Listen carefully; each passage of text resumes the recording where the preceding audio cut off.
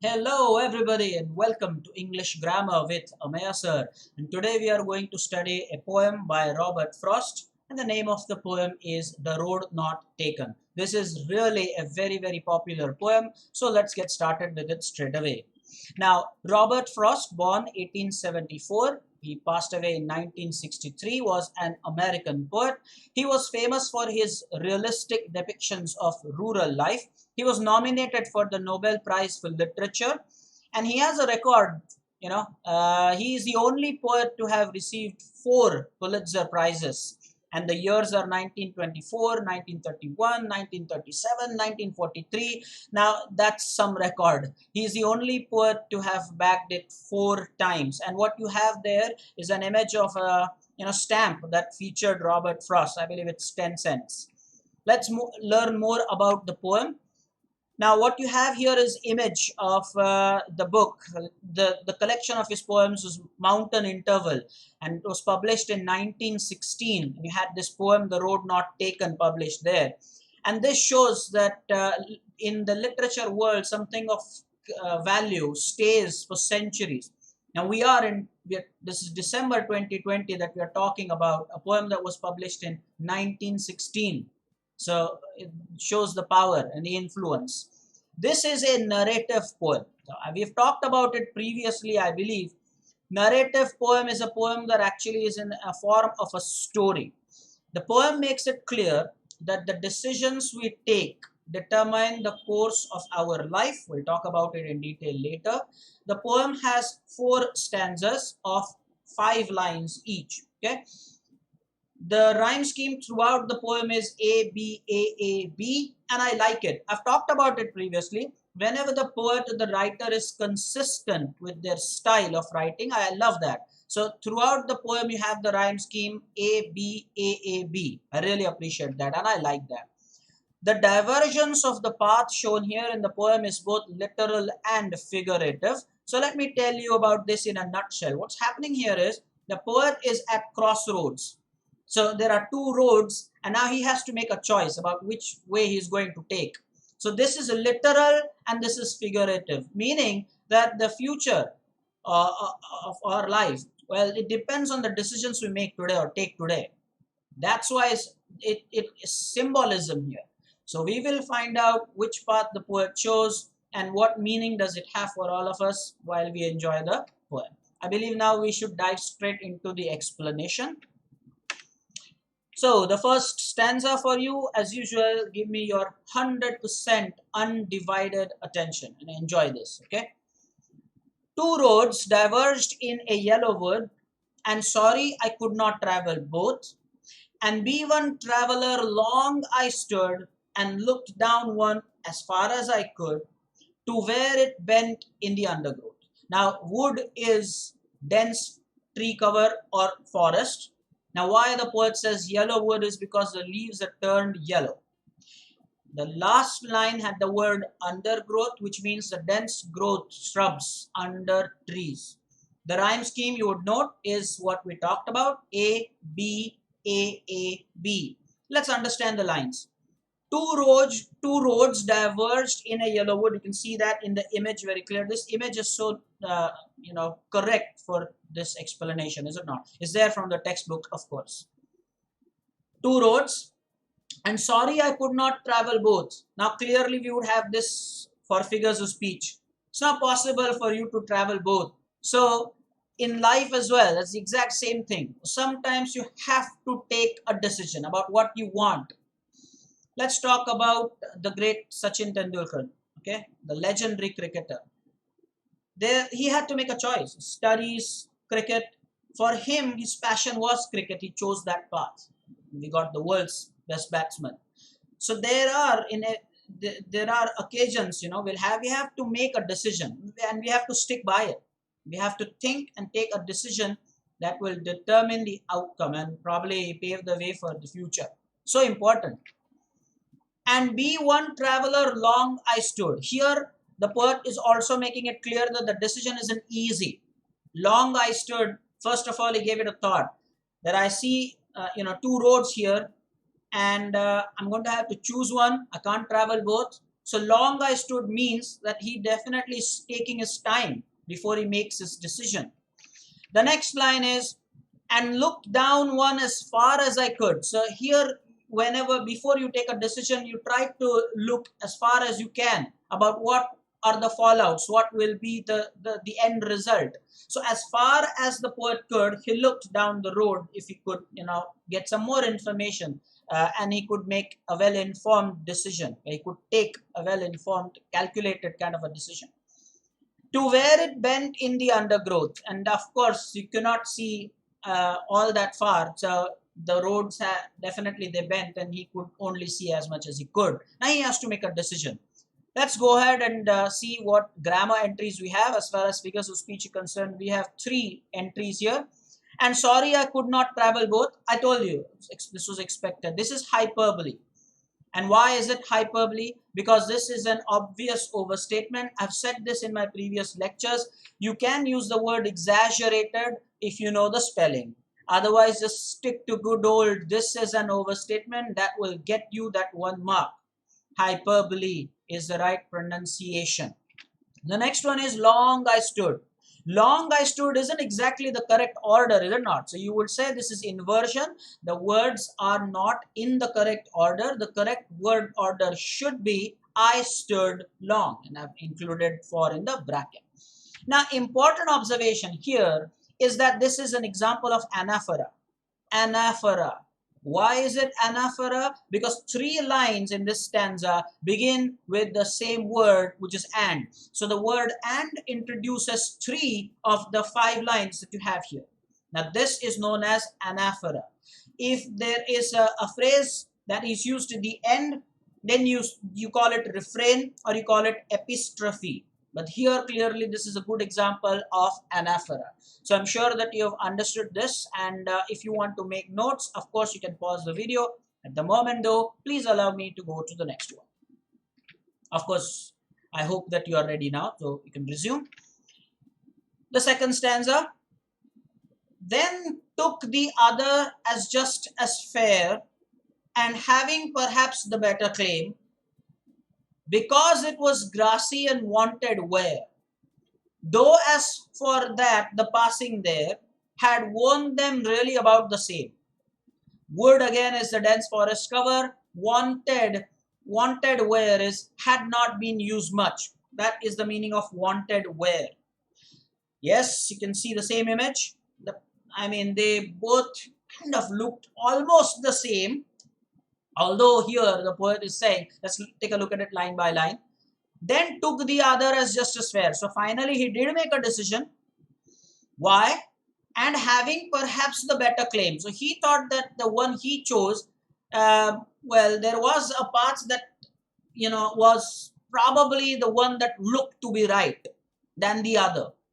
Because it was grassy and wanted wear. So there was one path that was not taken a lot by people. You can make out, is it not? So there was not a lot of traffic there. Though as for that the passing there had warned them really about the same. You can see in the image there, yes, there is some difference, but not a lot of difference. It's not very conclusive. So the poet did finally take a decision, and he finally made up his mind about which path to take, but he's making it very clear that they were almost the same. A little difference here and there. As far as language study is concerned, this word is very important. FAIR, the distinction is very important. FAIR against FARE. Look at the meanings here. FAIR can mean treating people equally, fair treatment. Light complexion, he is fair or she is fair. The third meaning can be to a higher degree. Okay, that's quite a fair effort. Gathering of stalls like the fun fair. Some schools do have fun fair. Let me know if your school also conducts some fun fairs, especially now that it's December. Who knows? Fair, FARE, it's got a couple of interpretations. One is money payable for a journey, you pay some fare, and the other one is perform in a specific way. He fared well in the exams, we say, is it not? That's FARE. So important that you understand the distinction between the two. For grammar, we have a couple of entries for figures of speech. And wanted, where the sound W is repeated for a better poetic effect. So it is alliteration. And we have another example is though, as for that the passing there, the sound TH has been repeated for a better poetic effect. Both were examples of alliteration. Alliteration. That's the spelling of alliteration. Always be careful. I really feel sad for students when they know the answer, they have done their best, they know it, but still, just because they get the spelling wrong, they lose half a mark. Don't let that happen to you. Okay, so also note the spellings. Okay, you can pause the video if you want to make your notes. I shall go to the next slide. The third stanza. Note that the rhyme scheme remains constant. For I believe on the next slide we'll confirm that, because that will be the last stanza. And both that morning equally lay, in leaves no step had trodden black. Oh, I kept the first for another day, yet knowing how way leads on to way, I doubted if I should ever come back. Lay is the past tense of lie, which is the being in a horizontal position. That's what it means. Do some research about this. Lay and lie. There are quite interesting things that you will know in your research. Lie and lay. Do some research on it. Look at the dictionary meanings. Trodden is the past participle of tread, which means to walk. And while you walk, you often crush with feet, isn't it? You stamp. Let's understand the meaning here. And both that morning equally lay. I've already said, we have already seen in this poem, that both the paths actually were quite similar, not that dissimilar to each other. In leaves no step had trodden black. So it was, both the roads probably were traveled equally. There's not much of a difference. And black is of course a color black. You know, if the road is taken a lot by people, then it leaves sort of a black color. This is blackish tinge. We are talking about the color here. Oh, I kept the first for another day. So he took a path and he's saying, so the other path I left it for some other day. Yet knowing how way leads on to way. So he knew that maybe someday I'll take that. But the last line says, I doubted if I should ever come back. So he left it for another day. The road leads us someplace. Maybe it will lead to the same road in future. Who knows? But I wonder if I'm ever going to come back at this crossroad again, where again I'll have to make a decision and then I'll choose the other path. That's what the poet intends to say. Let's look at the grammar entries here. And both that morning equally lay is inversion. I believe we already have seen an example of inversion. Yeah, long I stood long. Now here we have another example of inversion. Look at what the poet says. And both that morning equally lay. So the words are not in the proper order. It should be, and both lay equally that morning. Or this is a more logical order. The next one is, oh, I kept the first for another day. You have exclamatory mark, and definitely it shows strong emotions. So you will say it's exclamation. Remember the spelling. E-X-C-L-A-M-A-T-I-O-N. Exclamation. The third one, how way leads on to way. This is simple. This is repetition, because the word way has been repeated for a better poetic effect.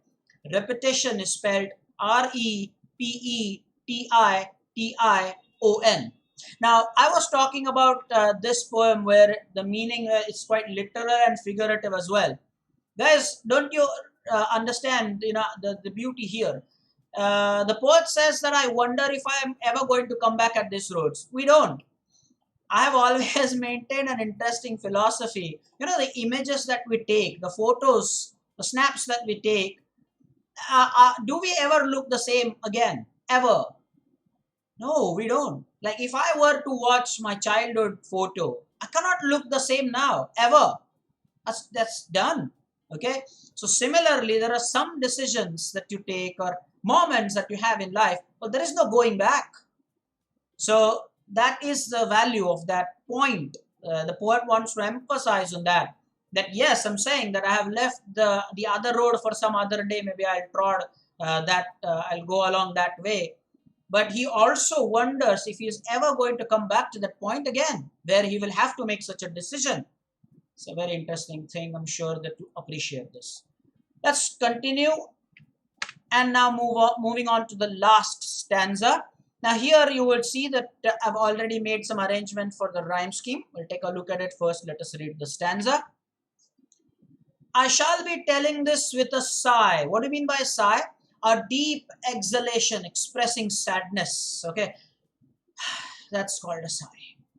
By the way, it can also be a sigh of relief. So like, when you're happy about something. So that's sigh. Basically a deep exhalation. Somewhere ages and ages hence, two roads diverged in a wood, and I took the one less traveled by. And that has made all the difference. Age is a period, a time period, okay? A distinct period of history, as I mentioned in glossary here. Diverged is separated or separate or go in different directions. I've used the past tense here, but the meaning is in the present tense. Separate or go in different directions. Let's understand this before we check out the rhyme scheme and stuff. I shall be telling this with a sigh, somewhere ages and ages hence. So the poet says that I will be telling people with a deep exhalation, long, many, many years after this particular moment, I'm sure the poet says, what? Two roads diverged in a wood, and I took the one less traveled by. So the poet here is saying that I actually took a path that was less traveled by. So maybe he's hinting that he has chosen a path that was not taken by a lot of people. It was a path that was relatively traveled less, a different path. And in the last line he says, that has made all the difference. Now this is again a great example for the literal and figurative language. Sometimes we have to take a decision, as I said, and it's not easy. So then there is this path that is, quite tried and tested. Many people have gone that path, become successful. And then you see another path which is slightly different. Okay. And then you wonder, should I take that? And the moment you make your final decision, it's there. Then you have to go that path. That's it. And that has made all the difference, the poet says. And in your life as well, that will determine where you reach. We are talking about early 1900 here, is it not? So 1912, 1916, 1920. During those times, making a living as a poet, even today, it's quite tough. It is quite tough.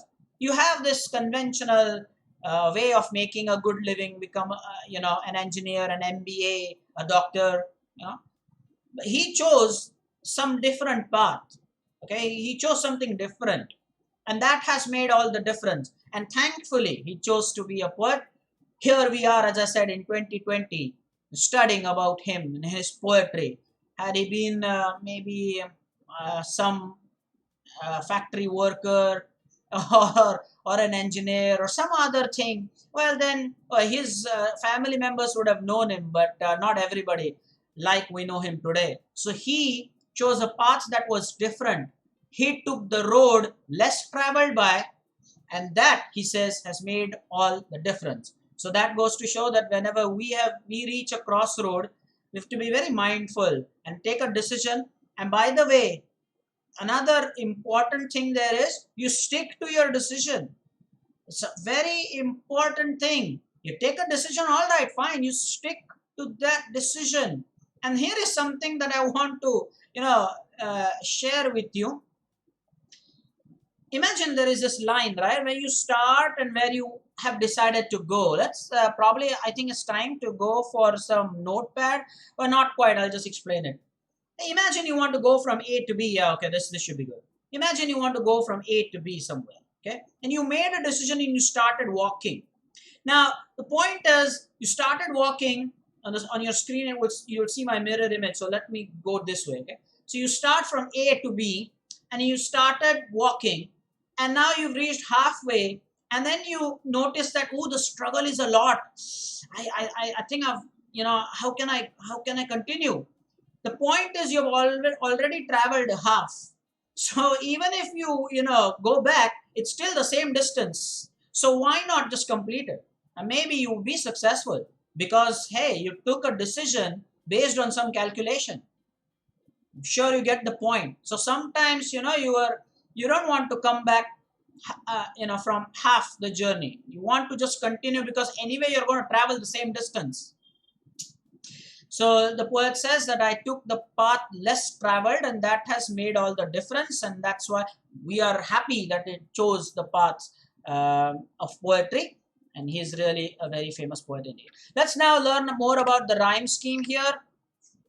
The lines, this is especially for those students who find it difficult for some reason to identify the rhyme scheme. They ask me, sir, how we can do that? It's not at all some rocket science. Okay, it's very easy. Nonetheless, let's study this. So first line ends with sigh. Let's assign letter A for that. The second line ends with hence. It doesn't rhyme with sigh, so we'll assign the next letter, which is B. Now I rhymes with sigh, so the same letter A will be assigned by sigh, I, so the same letter, and difference, hence, so B letter has been assigned to that. That's how you calculate the rhyme scheme. Also notice how beautifully the poet has made this happen. He has repeated the word, there's repetition, the word I, is it not? Otherwise, it would not have been A, B, A, A, B. Have you noticed that? Come on, be honest about it. Did you notice that? And that's why you have in the third line, two roads diverged in a wood and I, because that I had to rhyme with sigh and then with by. That's why. This is the style of writing, and this is the way to be consistent. I like that. And be honest about it. Had you noticed this before I pointed this out? As far as grammar entries are concerned, we have figures of speech here. Somewhere ages and ages, hence is repetition. Very simple to spot. The word ages has been repeated. Oh, I kept the first for another day, exclamation. We've seen that. I believe that's from the previous slide. Yes, the textual exercises. There are a couple of them that I am interested in doing with you. And there is, of course, the critical appreciation that we are going to see. Write the symbols. I did talk earlier about symbolism, is it not? Sure. So write the symbols that are used in the poem to represent the following ideas. We have A, B, C, D, E, 5 questions. Guys, it's okay if you want to pause the video, then attempt and then resume. So at this point, if you want to attempt it on your own, you can pause the video. So I hope that you had paused the video because now I'm about to reveal the answers here. So choice of two options is two roads diverged. I made a rare choice is I took the one less traveled. Equally good options, both equally lay. Remember that morning both the roads equally lay. It was tempting and needed to be tried. They wanted where.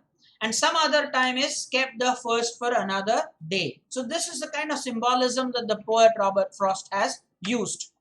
Now this one is particularly interesting. This one is more interesting than the previous one. They have given us again the pointers A, B, C, D and E, and they want us to rearrange those facts in proper order. It's like a flow chart here, isn't it? And fill the flow chart. Remember how the connectors are used, guys. It's in a proper sequence and you come to the next line and start moving towards the left and you come down and start moving towards the right again. Watch out.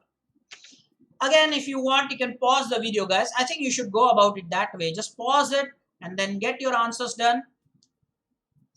All right. I hope you had paused. Now I'm going to share the answers with you. This is the way it should be. The traveler came to a fork in the road. We talked about crossroads. Next, he observed one as far as he could. Next, he chooses the one barely traveled. Next, he planned to travel along the previous one some other time, the other one that is. And the last, choosing the lesser used road has made a great difference. We all saw it in detail what that means. And now for the critical appreciation. Before that, I want to come on the cam to share this. I always give you the critical appreciation whenever I teach you any poem, but it is my sincere and earnest request. You must not just simply copy it. That's my answer, and I give it to you as a sample answer. It is perfectly okay that you write something in addition to what I say. You add your own things there, or maybe you subtract a few things. Who knows? So this is a sample answer. Of course, the answer is based on perfect format and how it is expected. But don't just copy my answer. That's not the whole point here. It should not be spoon feeding. I'm a kind of a teacher. I hate spoon feeding because I believe in your ability and intellect. So don't disappoint me. Don't just copy what I say. Okay. Now let us go to the critical appreciation. I shall read it. Pay attention to it when I read it. Of course, then you can pause and jot that down. But when you write your own answer, as I have said, you should not just copy it. You should have your own stuff added. The road not taken, critical appreciation. It's in a paragraph format, mind you. This is known as the paragraph format. If your teacher asks you to write it in points, then you should write it as title. Then it becomes like a fact file. So you write it as the name of the poem, that's the title, the name of the poet, the rhyme scheme, figures of speech. Then you make points one below the other. I repeat, it resembles a fact file. It becomes a fact file. This one is in a paragraph format and this is more popular. Let me read it. This is a very famous poem, or this very famous poem, The Road Not Taken, has been written by Robert Frost. The poem has 4 stanzas and the rhyme scheme for the entire poem is A, B, A, A, B. The poem has been adorned with interesting figures of speech such as alliteration, repetition, exclamation, etc. The poet has also made use of inversion. For instance, long I stood should be I stood long in logical order. The poem is about the journey of life and it teaches us that our life is always a result of the choices we make. The poet says that he is what he is due to the path he chose. At times we reach crossroads and have to take a stand or make a firm decision. This makes all the difference. The last 2 lines are my favorite because they are the gist of the poem. Guys, there are a few things to note here. Number 1, look at the underlinings that I have done. That's for the important points. Next, you should see the way of the paragraphs are made. We have talked about it previously, is it not? You have to leave a line and then start from the left. You can leave about the finger space, a couple of fingers from the margin, that kind of space, and then you can start. That's up to you. But this looks very neat and please follow this pattern. Gist is the summary, more or less. That's the whole idea of this poem. All right, guys. One thing before we end the video. This particular poem had a wonderful assignment in addition to the ones we saw. It's the letter writing, where you have to write to your friend about a difficult decision that you had to recently take. You had to make a choice and you made a difficult choice and you're supposed to write a letter to your friend about it. And there is a reason why I have not done this here, because I will make a separate video for that. So it will be for letter writing, informal letter of course, because the letter is to be sent to your friend. And we will talk about a very important thing that every student faces in his or her life. So we'll talk about it in the next lecture. Hopefully you enjoyed this. Please leave your comments. We'll meet again soon. Please take care. Bye-bye.